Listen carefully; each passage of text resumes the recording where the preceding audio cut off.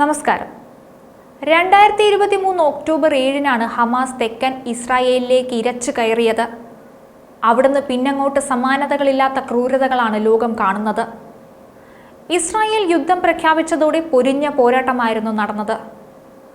Gaza ലക്ഷ്യമിട്ട് ഇസ്രായേലിൽ നിന്ന് മിസൈലുകളും ബോംബർ വിമാനങ്ങളും ആകാശത്ത് വട്ടമിട്ട് പറന്നു. മിസൈലും റോക്കറ്റുമെല്ലാം ചീറിപ്പാഞ്ഞു.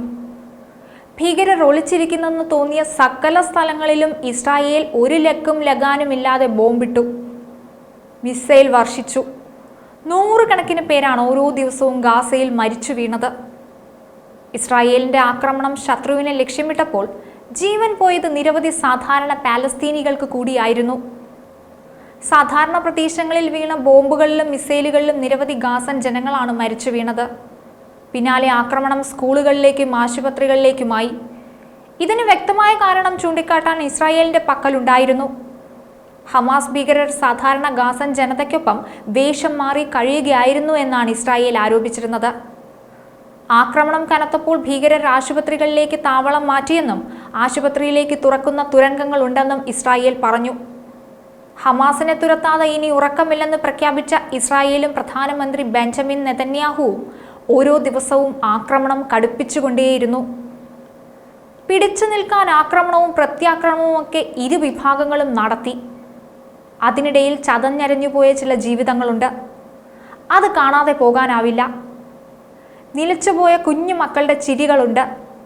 ഉറ്റവരെയും ഉടയവരെയും നഷ്ടപ്പെട്ട് വീണുപോയവരുണ്ട്. ഇപ്പോഴും സമാധാനം ഒരുപാട് അകലെയാണ്. ചർച്ചകൾ തുടർന്നുകൊണ്ടേയിരിക്കുന്നു. ഇതിനിടയിൽ ഇസ്രായേലിനെതിരെ ഒരു റിപ്പോർട്ട് പുറത്തു വന്നിരിക്കുന്നു. UN മനുഷ്യാവകാശ കൗൺസിൽ അല്ലെങ്കിൽ UNHRCയുടെ അന്വേഷണ റിപ്പോർട്ടാണ് പുറത്തു വന്നത്. ഗാസ യുദ്ധകാലത്ത് സ്ത്രീകൾക്കും കുട്ടികൾക്കുമെതിരെ ആസൂത്രിതമായ ആക്രമണങ്ങളാണ് ഇസ്രായേൽ നടത്തിയതെന്നാണ് റിപ്പോർട്ടിൽ പറയുന്നത്. എന്നാൽ ഇതിൽ പറയുന്ന ആരോപണങ്ങളെല്ലാം ഇസ്രായേൽ നിഷേധിച്ചിട്ടുണ്ട്. ഗാസയിലെ വ്യാപകമായ നാശം പരിശോധിച്ച UN സംഘം ജനവാസ മേഖലകളിലും ആശുപത്രികളിലും ഇസ്രായേൽ മാരകശേഷിയുള്ള ബോംബാക്രമണങ്ങൾ നടത്തിയതായി കണ്ടെത്തിയിരുന്നു. കുട്ടികളും സ്ത്രീകളും പുറത്തു പറയാനാകാത്ത ക്രൂരതകൾക്ക് നേരിട്ടെന്ന് UN റിപ്പോർട്ടിൽ ചൂണ്ടിക്കാട്ടുന്നുണ്ട്. തടവുകാർ ക്രൂര ബലാത്സംഗത്തിനിരകളായി. സ്ത്രീകളും കുട്ടികളും നേരിട്ടത് കണ്ണില്ലാത്ത ക്രൂരതയാണ്. UNHRCയുടെ മുൻ മേധാവിയുടെ നേതൃത്വത്തിലുള്ള കമ്മീഷനാണ് റിപ്പോർട്ട് തയ്യാറാക്കിയത്. കുട്ടികൾക്കെതിരെ ക്രൂരത കാട്ടുന്ന രാജ്യങ്ങളുടെ പട്ടികയിൽ നേരത്തെ ഇസ്രായേലിനെ ഐക്യരാഷ്ട്ര സംഘടന ഉൾപ്പെടുത്തിയിരുന്നു. ഗാസയിൽ പട്ടിണി ദുരിതം നേരിടുകയാണ് ജനത. ഗാസയിലേക്കുള്ള ഭക്ഷ്യവസ്തുക്കളുടെയും ഇന്ധനത്തിന്റെയും വിതരണം ഇസ്രായേൽ തടഞ്ഞിട്ട് ദിവസങ്ങളായി. അതേസമയം രാജ്യാന്തര ക്രിമിനൽ കോടതിയിൽ ഇസ്രായേലിനെതിരായി ഈ റിപ്പോർട്ട് തെളിവായി സമർപ്പിക്കുമെന്നാണ് സൂചനകൾ. ഹമാസിനെ ഉന്മൂലനം ചെയ്യുക, ബന്ദികളെ സുരക്ഷിതരായി തിരികെ എത്തിക്കുക, ഇനിയൊരു ഭീഷണി ഉണ്ടാകാത്ത വിധം അതിർത്തി സുരക്ഷിതമാക്കുക എന്നീ 3 ലക്ഷ്യങ്ങളാണ് ഹമാസിനെതിരെ യുദ്ധം പ്രഖ്യാപിക്കുമ്പോൾ നെതന്യാഹു മുന്നോട്ട് വെച്ചത്. പടിഞ്ഞാറൻ അതിർത്തിയിൽ ഗാസയിലെ ഹമാസുമായാണ് ഇസ്രായേൽ യുദ്ധം ആരംഭിച്ചത്. പക്ഷെ പിന്നീട് ഇത് എല്ലാ ദിക്കിലേക്കും വ്യാപിക്കുന്ന കാഴ്ചയാണ് ലോകം കണ്ടത്.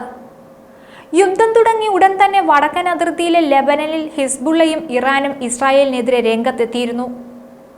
ലെബനനിൽ ഇസ്രായേൽ നടത്തിയ പേജർ ആക്രമണങ്ങളിൽ ഹിസ്ബുള്ള നേതാക്കൾ കൊല്ലപ്പെട്ടിരുന്നു. തുടർന്നുണ്ടായ ആക്രമണ പ്രത്യാക്രമണങ്ങളിൽ ഹിസ്ബുള്ള മേധാവി ഹസൻ നസറുള്ള ഉൾപ്പെടെ വധിക്കപ്പെടുകയും ചെയ്തു. അങ്ങനെ ഹിസ്ബുള്ളയുടെ പ്രധാന നേതാക്കളെയെല്ലാം ഇതിനോടൊപ്പം തന്നെ ഇസ്രായേൽ വധിച്ചിരുന്നു. ഇസ്രായേലും ഹമാസും എന്താണ് ഈ യുദ്ധത്തിലൂടെ നേടിയതെന്ന ചോദ്യം ഏറെ പ്രസക്തമാണ്. മറ്റൊരു വീഡിയോയുമായി വീണ്ടും കാണാം.